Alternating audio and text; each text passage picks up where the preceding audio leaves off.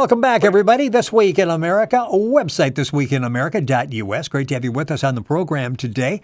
3 train wrecks occurred in 3 different years, 1962, 1969, and 1994.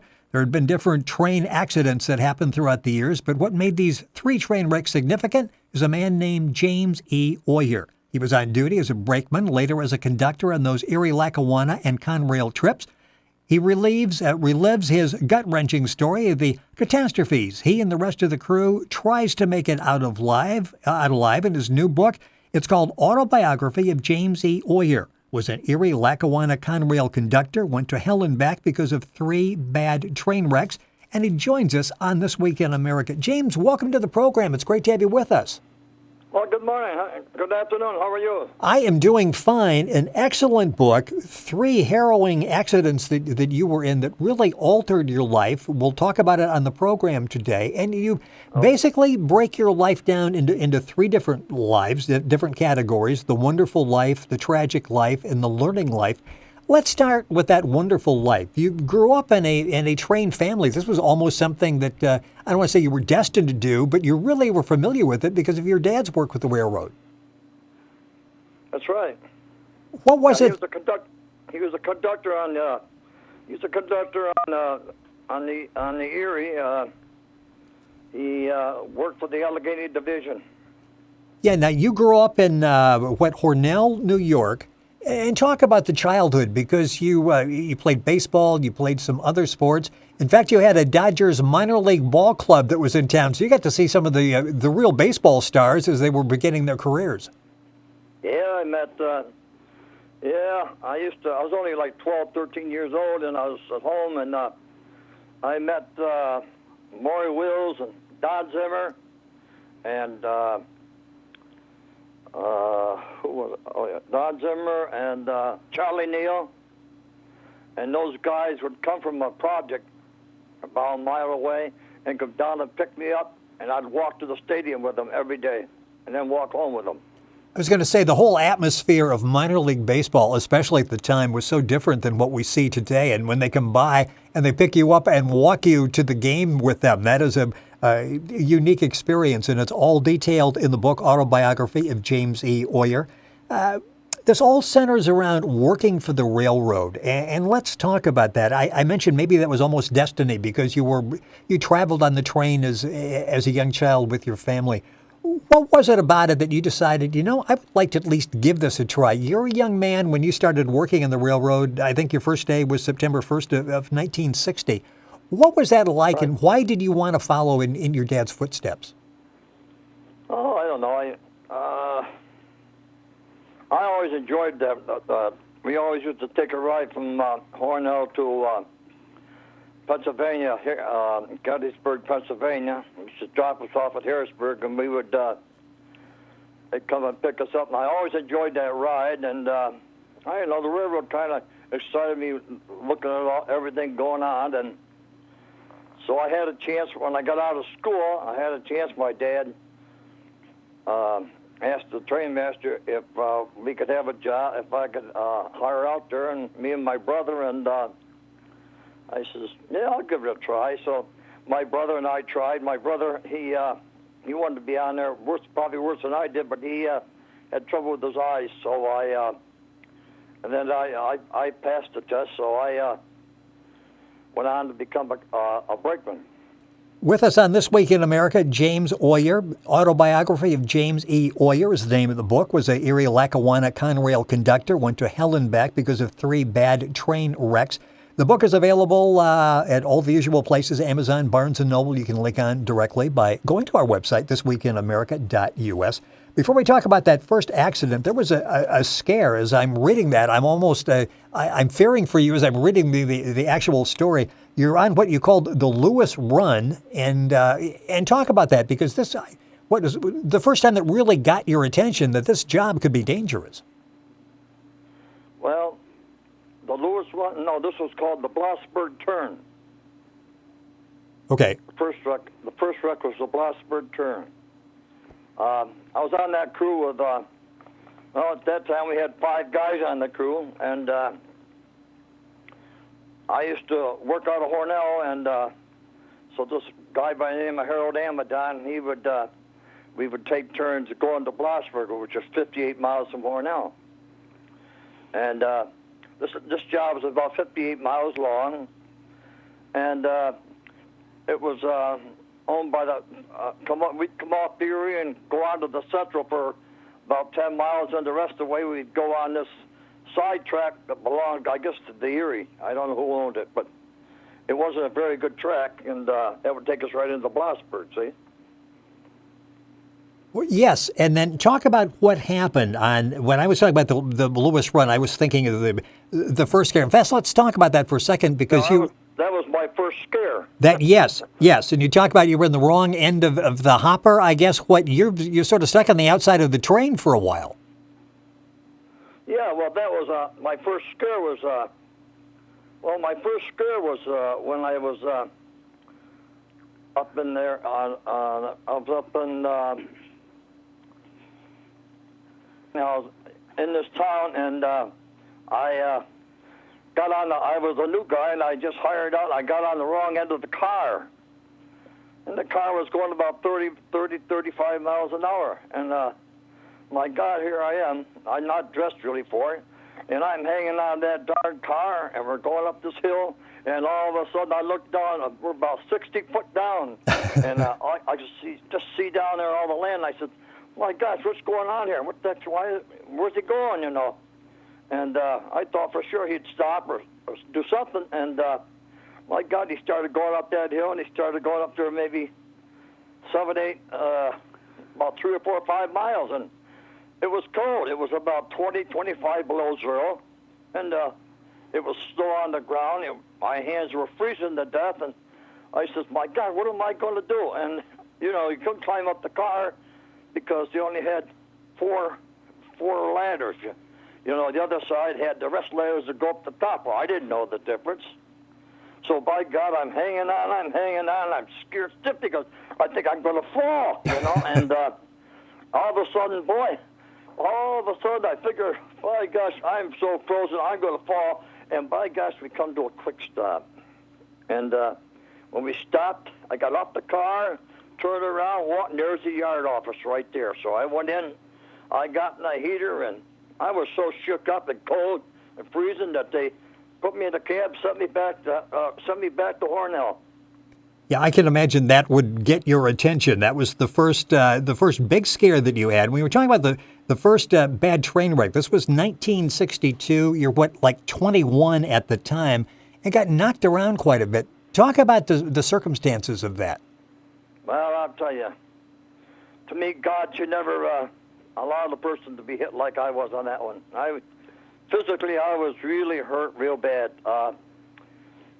Harold Amadon picked me up in Hornell, and we drove to Blossburg, Pennsylvania, which was 58 miles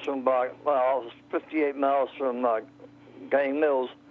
That's Gang Mills, New York, and so that day I was a conductor on the job, and we had, you always had to sign books and everything before you went to work, and usually Tommy McNamara was a conductor on the job, and so I started switching cars and stuff like that around the track for a while. Then all of a sudden, we made our brake test and we took off, and we had an engine, 5 cars, and a caboose, 4 cars and a caboose. And we got down to Tioga Center, and all of a sudden, I told Dago Mace was the conductor. No, sorry, Dago was conductor that day. I was the flagman. Okay. I says to Dago, my God, Dago, how you doing? He says, Jim, I think he says something's going to happen here. He says, I think we're going to tip. I think we're going to have an accident. And all of a sudden, we're hanging on to this big table. And by God, the table was really, it was an old caboose, so the table was really hooked onto that caboose. And all of a sudden, boom, the table comes off the thing. I fly through the air. And when I threw through the air, I went back toward the back of the caboose, and I hit hard and knocked me right somewhere, just knocked me. And that's all I know. From the next minute, next time I know, The caboose tipped over 3 times. Boy, this, yeah. I was told later that the caboose said they said caboose tipped over 3 times, but when I hit, I laid somewhere, and I must have been out at least 10, 15 minutes out cold because I was hurt bad. And when I woke up, I was in so much pain. My whole body ached and everything. I head hurt. I hurt my foot quite bad, and I never was in so much pain in my life. And I kept myself in pretty darn good shape. And all of these accidents and scares took their toll on you. Our guest on the program is James Oyer, the author of the book Autobiography of James E. Oyer.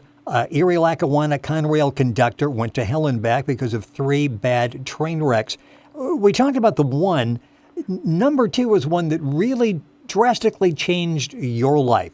And let's talk about that. It's I believe, 1969. And life is good for you at that point. You've got a young child, and another one is on the way. Talk about this experience because, as I say, this really changed your life in so many ways. What happened that day? Well, at that day we were in Buffalo, New York. We had a big train, had about 126 cars, 9,500 ton. And in that train, they had it was what they call a BUI combo. And the reason they call it a combo is because they put 26 mile-walk cars, which are Ford cars, on the head end. So we made a brake test, and we started out of Buffalo, and we come down into Silver Springs. And when you're coming into Silver Springs, your train slows down because it's all uphill. And then we started to come down into what they call Castown, New York. Well, Castown, New York takes you right down over into Portage, which is what they call Letchworth State Park. Well, so we're coming down there. We're just coming down.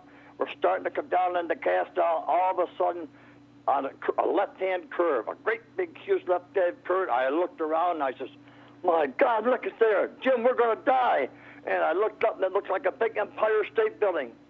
And and all of a sudden the engines and everything went right up in the air. We went up about 40 feet, all the engines and everything, 4 engines. And by gosh, we come down and I can remember when we hit. My God, it was just like hitting a cement wall. And we went down there, slide, and it buried me in stone ballast. Buried all the way up to my chest. And I found out later that we hit a 60-ton pay dirt machine. It looked like an Empire State, but it was huge. And it was big enough where it just got underneath that engine and you just picked everything right up in the air. And there was no one on it. Well, anyhow, I got buried alive in that engine, and I'll tell you something. When I was on that engine, all I could think about, I started crying and then I was thinking this. My wife was home having a baby. She's going to have a baby any minute, and here I'm buried alive. I says, "What am I going to do?" I says, "Jimmy, how are you doing?" And he says, "I'm okay." I says, "Come over and see if you could dig me out of this thing, will you?" And he come over and he started digging me out, and I couldn't do nothing because my hands were all cut to pieces. And I says, "Jimmy, why don't you get out of the cab?" I says, "Go down, see if you can get somebody to come after me." And I was 400 miles from the wreck. I mean, I was 400 feet from the wreck. So right. I guess Jimmy went down, and, just sitting in that cab there wasn't a noise. There was fuel oil laying all over the floor, sparks flying all over the floor, off wires with sparkling. And I'll tell you, it was just terrible. I'm just laying in there, and I couldn't do nothing. And I got to thinking, the brain started thinking. And as you're in there, everything is so quiet, and all you're doing is thinking. I was in there about 50 minutes, and I finally said after about 50 minutes, I said, "What the heck is going on? Why ain't they coming and get me out?"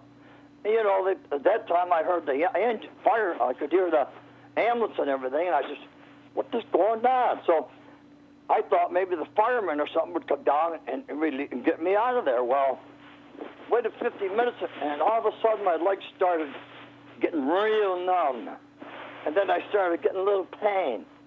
And all of a sudden, my breathing started to go. And, I got to thinking, I'm going to die here. I can't breathe anymore. And all of a sudden, that was it. And next time I know, I was on the ground. And two young fellas, as far as I know, I didn't know this, but when I got all done, everything was done, I got off the engine, and I started coming to, and I found out later two young guys, a guy by the name of Tommy Deeves, come in and with a shovel. They were two guys, they were 19 years old, they come home, they were from Hornell, New York, and they were young kids coming back from Buffalo. This is my miracle. Why all of a sudden would those two come along at the same time and just happen to hit that wreck at the same time when I was dying? Yeah, you talk in the book about guardian angels, and you certainly had them. Being buried alive is really something that nobody ever wants to go through. No, and you do an excellent job of talking about that, and it's very graphic in the book. Autobiography of James E. Oyer was a Erie-Lackawanna Conrail conductor, went to hell and back because of 3 bad train wrecks. Rapidly running out of time, but you came back from that, rushed to come back from that, as the doctor's saying you're fine. You go back to work, and they said basically the chances of a third accident are 1 in a million. And you had that third accident, which was the accident, as you say in the book, that wasn't supposed to happen. You had a third one, and that ended your career with the railroad, didn't it? Yeah, that ended good. That was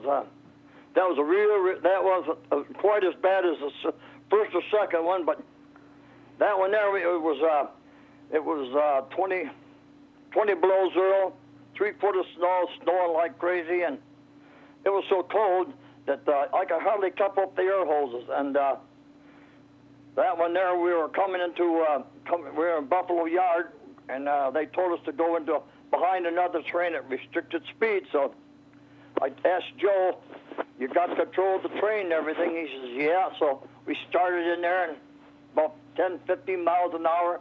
And I said, Joe, you okay? And he says, yeah.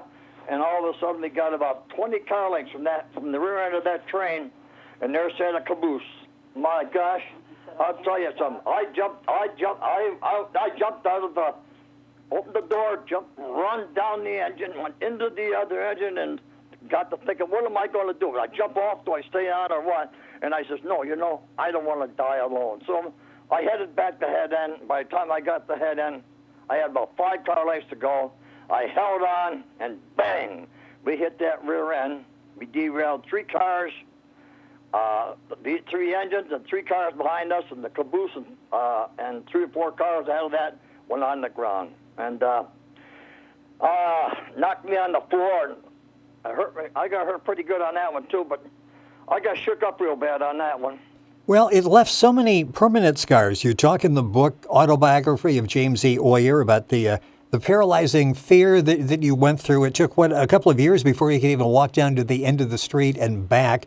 And then dealing with something that we really didn't know a whole lot about at the time, posttraumatic stress disorder, something that you'll deal with for the rest of your life. How are you doing now? Oh, I'm doing well right now. I'm doing all right. It took me, I was on retirement. I was partially paralyzed for 10 years, and had to learn how to walk all over again. And that was the toughest part, because my wife had to take me out and walk one step at a time. We used to go up the cemetery and run up and down the hill and everything. And it took me about 10 years. After 10 years, I started coming out of it, and I started playing my tennis again a little bit. And I took up golf and started playing that, and I'm doing okay. I have a lot of spells. I have this post-traumatic stress right now, and it causes me quite a lot of trouble. Right now, I'm having trouble with my from the knees down to my feet. My feet are all numb. My knees down from nerve endings, from the wrecks. Yes. The knees all the way to my toes are all completely numb, but I still get around. I ride bike and still play a little tennis and golf. Well, it sounds like it. You mentioned your wife. The book is dedicated to your wife, Charlotte, who was by your side and brought you back from all of these, and these were harrowing accidents. Unfortunately, out of time on the program. The book is available online. You can find it, of course, at Amazon. Link on directly at our website, thisweekinamerica.us, and get information. Our guest on the program has been James Oyer. The book is called Autobiography of James E. Oyer. Was a Erie-Lackawanna Conrail conductor. Went to hell and back because of 3 bad train wrecks. It's interesting to hear what James went through. It's interesting to hear the history of the railroad, all of the changes that have been made in the rail system from the 60s up to the present time. James, it was a fascinating book. It was great to have you with us on the program. Well, I'm glad things are good. One more thing? Yeah, please do. Please. If it wasn't for my wife and having a good wife, I would never be alive today, because that one her and God were the 2 things that kept me going. Yes, I mentioned, you talk about that in the dedication, and as you read the book, you find out how instrumental she was in being there by your side and nursing you back from all of the accidents and the long-lasting impact that you had. And his wife is Charlotte, and again mentioned in the book. James, thank you so much for being with us on the program. The book is Autobiography of James E. Oyer. It's been great to have you with us on the show. Well, thank you very much. All I want to say to everybody there is that 2 things you never want to do. One is to be buried alive, and the other one is to be partially paralyzed. That is the worst thing anything had ever happened to a person in their life. And you can feel that Thank fear. you very much for calling me. Thank you, James Oyer. The book is called Autobiography of James E. Oyer. You're listening to This Week in America, website thisweekinamerica.us.